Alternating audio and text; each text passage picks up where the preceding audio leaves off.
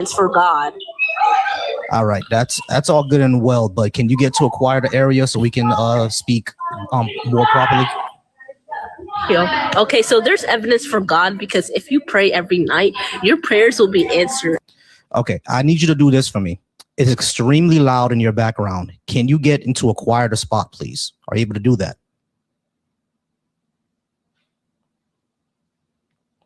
You're on mute in case you don't know. All right, go ahead and unmute yourself. Let me know when you're in a quieter background, and then we can start the conversation in earnest. Is that okay? All right, cool. Go ahead and unmute yourself, please, whenever you get to a quiet spot. Blessed, how's it going, Blessed? Are you at least 18, and do you disagree with something I have on the board? America was never great. Being woke is good. Right. Do you disagree with any of those? There's no good evidence for a God. Faith is unreliable. Holy books are not evident. Right. Do you disagree with any of those? Yeah, there's no good evidence for a God. Okay, cool. Yeah, I don't think there's any good evidence for a God. Can you provide any good evidence for a God? First of all, God is spirit. You can't measure spirits. Right. I know you can't measure spirit, which is why. Okay, so therefore. Right. Hold on, Bless. You have to actually prove there's a spirit first. Can you do that? No, you got to prove that it's not a spirit. I don't have to prove that. You're the one making the claim. No, you making the claim saying there's no good evidence for a God. That's a claim right there. Yeah, because there isn't. So you got to prove to me that there is no good evidence. Right. So that's what I'm doing. There is no good evidence because anything that because you actually proved that there's no good evidence. The first thing you said was that spirits. You haven't shown spirits exist yet. So you have to show that spirits exist, and then you could possibly show that a God exists. But you haven't done that either. So can you actually show spirits exist? If you can't do that, then no, there's no good evidence. Then you're just making the claim. No, you gotta tell me if we could measure spirits. We can't. But that's okay. So therefore, it doesn't matter if I gotta prove it or not. So bless. You do have to prove it then, because you're saying that it exists. Are you making a claim that spirits exist? Yeah, spirits. Yeah. Okay, cool. Evil spirits and good spirits. What is the evidence of a spirit then, or the spiritual world?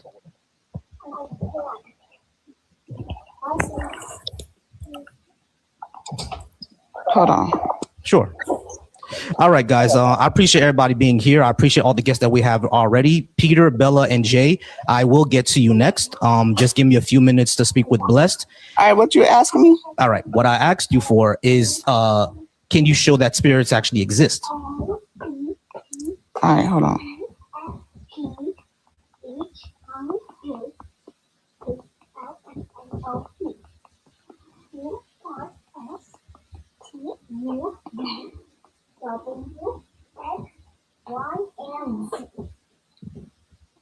Someone come up here. All right, hold on. These were your ABC. So wait, you can come up here. There's all these ABCs for. Let's put this here. All right, while you're looking for that, guys, I do appreciate everybody being here. Go ahead and like the live. If you would like to have a discussion with me, go ahead and hit the guest button, and we'll get to that when I get to you. Okay. All right. So yeah, Blessed. Spirit. Evidence of spirits. Wait, what happened? Any evidence of spirits? Yeah, the unseen world. If it's unseen, how do you know it exists? Because people experience them. That's why. Sorry for interrupting. It's not your turn, Peter. People experience. All right, spirits, I understand that. So I understand that. But what I'm saying is that just because people experience something doesn't mean that what they experience is actually true. Like, for example, there are plenty of people who say they experienced Elvis. Does that make Elvis real? Or Elvis alive? Okay, that's the spirit then, if he's not alive. Okay, so but you're jumping over a part. You have to actually show that the spirit exists first. Wait, what? I'm so lost. I ain't gonna lie, I'm lost. Right. I If understand. somebody experiences a spirit, it's real. No, that doesn't make it true. There are people who experience aliens. There are people who experience Bigfoot. That doesn't make them real. I never seen nobody that said they experienced Bigfoot or aliens. What the heck? Yeah, there are plenty of people who say they've experienced Bigfoot and aliens. That doesn't make them true, right?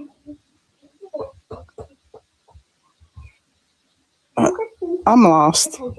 What? I know you are. There are people who say that they experience aliens, and there are people who say they experience Bigfoot, just like people say they experience Elvis. That doesn't make it true that they actually experience an alien or Elvis or Bigfoot. Sure, they experience something, but what they're attributing the experience to doesn't necessarily have to be the case, does it? Because Elvis is dead. And when I say they experience, when I say they claim to experience Elvis, not the person. I'm talking about the spirits, not the person. You have to show a spirit exists first. You just can't say someone experienced something, therefore it's true. You have to show that's actually real first. That's what I'm trying to say. You can't measure up a spirit. You got to experience it. So how do we know that it? So how do we know that it exists if we can't? If there's no way to actually, because people are experiencing spirits. That's why. Right, you're simply going in a circle. You're simply saying spirits exist. And when I asked you how do you know, you said because people experienced it, and I said how do we know what the experience is true? And you said because spirits exist. They're going in a circle. You have to break that circle. How do you break that circle? How do you actually prove spirits?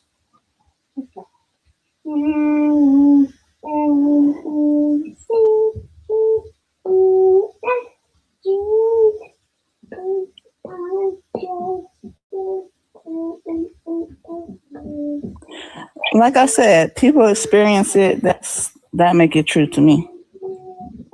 That doesn't make it true. People not experience. So you think people experiencing nothing? Is that what it is? They're experiencing something, but that doesn't mean that the spirit. Okay, that's that a spirit. How do you know that's that? That's a spirit. How do you know that? How do you know they're not delusional? What else can it be? They're delusional. They're imagining things. That happens all the time. Oh, okay. I get what you're saying. Oh, so you not delusional. Well, right. They experience being delusional is not actually the delusion. Yeah, it's a delusion. Now, being delusional is not necessarily a bad thing. That just means that your brain is working, right?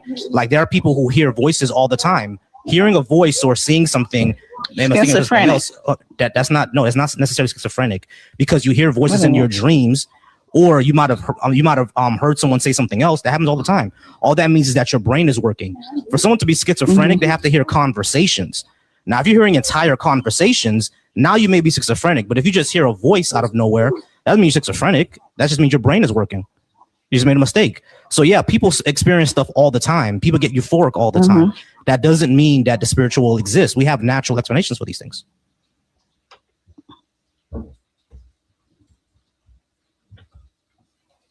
Okay, that still don't prove that there's no good evidence for a God.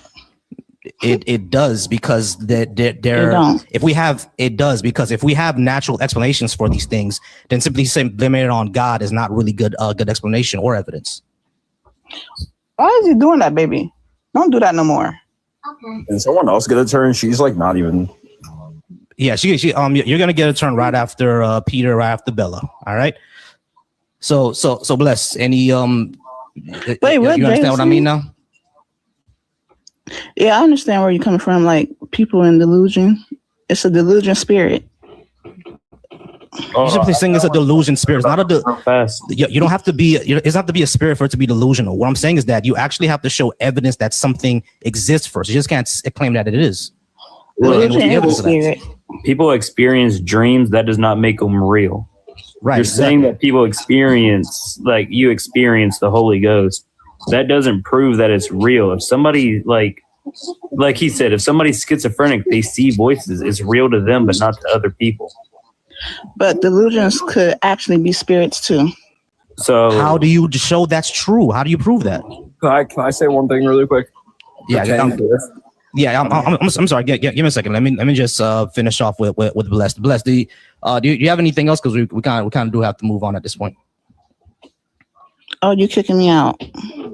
I'm not kicking you out. It's just that it doesn't seem to be getting anywhere because you just keep saying that it's a spirit. And when I asked you, How do we know that? You just keep saying, "Oh, it's a spirit." How do you know that? What's the proof of it? You're going in circles. Yeah, you're going in circles. What's the proof? What's the evidence? Or do you go? Jay Do you needs to disagree be with anything quiet. Jay needs to be quiet. We don't need to do that on the panel yet, guys. So Right. since we're Tell going in Jay circles, that. He the one I that got you. started it. Since we're going in circles, do you have something else that you disagree with, or? No. All right, great. All right, so Peter, it's your time to shine. How's it going? Hello. How you doing, Peter? Are you at least 18, and did you disagree with anything I had on the board? I am, and I'm not disagreeing, but I'm at a neutral level of reparations for B.A.A.S.H. Oh, I did have that. I thought I took that off. All right, not a problem. Yeah, so you're neutral at reparations for Black Americans. Go ahead and explain what you mean.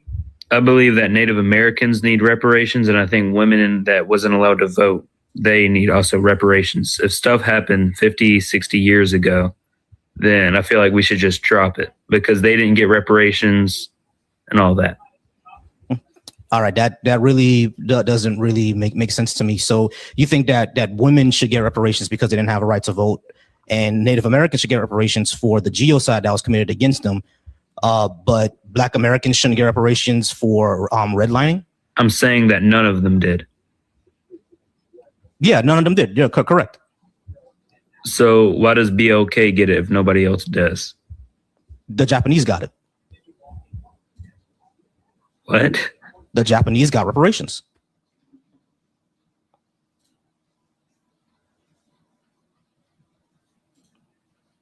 Not sure you got a call or you're Googling it right now, but what I said is correct. The Japanese got reparations.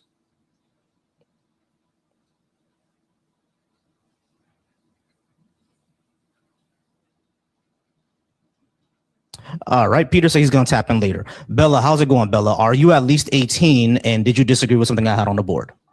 Yes, I'm over 18. And I disagree with the America was never great. Cool. Yeah. So I say America was never great. Number one, because all the way up until just a few years ago, not everybody in America had full rights. And number two, we actually never lived up to it. We've been trying to roll back those rights since the beginning, or since they got them. So, and not only that, we never lived up to our principles of equality and opportunity for all citizens. We never lived up to those to that. So, because we never lived up to it, and we've been trying to roll it back, and it didn't happen until a few years ago. Never been great. Doesn't mean that we can't be. We can. It's just not now. I think everyone in America has rights. Like no one doesn't have rights. We're the freest country in the world, and we have the best things. We all have rights now. Some of the best schools. Yeah, sure. We have all rights now. We've had all rights for a while now, since I was born. When were you born? 2003. Yeah, I was born in 1987. Yeah, we've had a lot of rights for a while. Yeah, now since 1968, but America existed for at least almost 200 years before then, right? Yeah. Yeah. So for the majority of this country's history, not everyone was able to have rights. That's great. It's not great, but now it's great. No, it's not. Did we live up to equality and opportunity for all? I would say we do. We don't. Like your opportunities are dependent on your socioeconomic status. They're dependent on your race, your sex, dependent on all those things. I mean, I think everyone can get equal opportunities no matter who they are. How do you explain the fact that Black applicants who have the same qualifications and the same experience as white applicants are still less likely to be hired? How would you explain that? I think they both have equal opportunities. Right, They both have the equal opportunity to apply and get interviewed and get accepted.